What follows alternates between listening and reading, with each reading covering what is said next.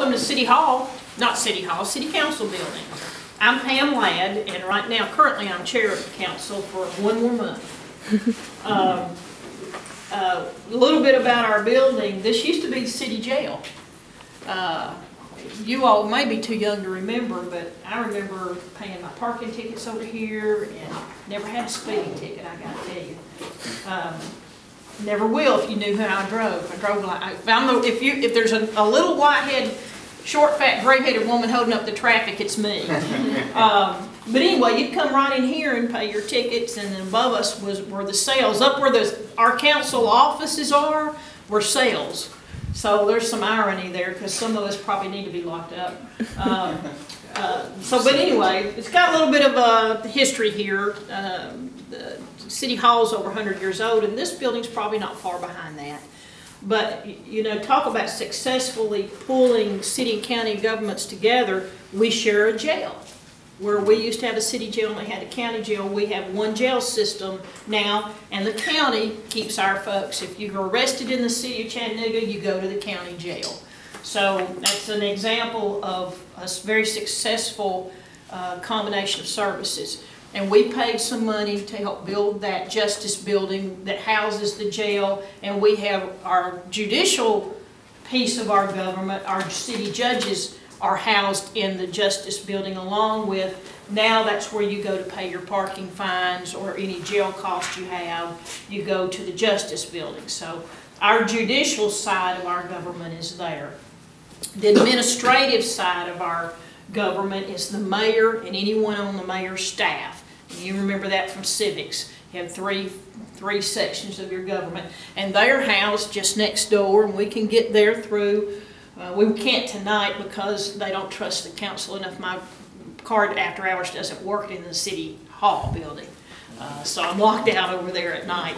But anyway, there is a connector that allows us to connect, and during the day we can walk back and forth between the two buildings. But City Hall, and where the public would go to pay your taxes or to do things like that, would be in that building over there. And so we're the City Council. We're the legislative piece of the government. So a lot of times the City Council, you may be upset with something we're doing, but we can only vote on what we're given to vote on. So sometimes things come to us we don't like either, but it's ours to vote on. But who initiated it and how it got started came from the administration. So I know that a lot of you all have been very involved with working with the West Side residents on their concerns with what is going to happen with their housing. That project was not initiated with council, nor is it ours to go out and begin to say that's where the direction's going to go. That comes from administration. That's their planning, that's their direction, and they staff the way they want to.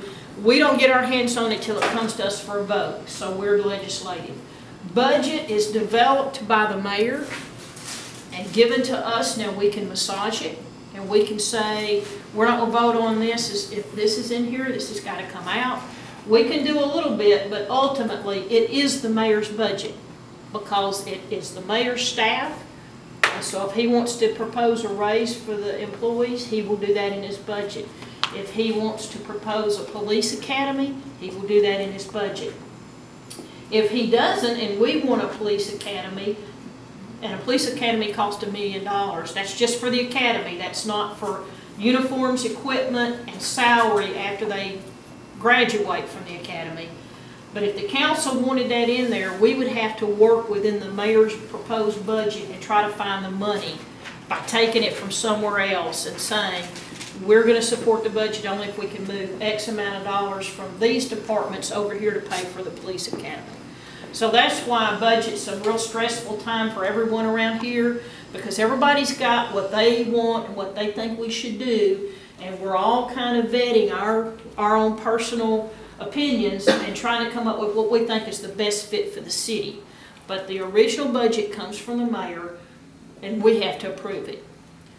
So when anyone's upset about the budget, they usually get mad at the council, not the mayor, because we voted it up or down. Now we'll tell you this while we're on budget real quick. just because something's voted into budget, when it comes to be spent, they have to bring it before the council again for that particular item to be spent.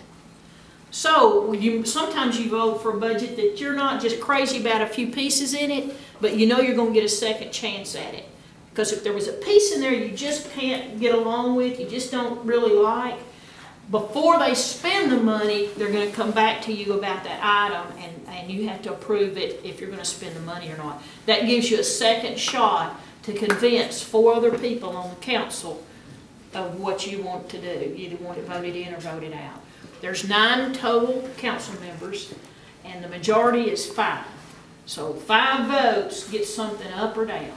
So if it's something that's really close to you, you want to make sure that you believe you can get that passed. We're not allowed, the council is not allowed to discuss an issue before us for a vote. We cannot discuss nor deliberate other than in the public. And we do most of that deliberation during our committee meetings. Why don't we walk real quick into this room, let me show you this, and then we'll go in here and sit down so y'all not standing up while we're kind of talking through some of these things.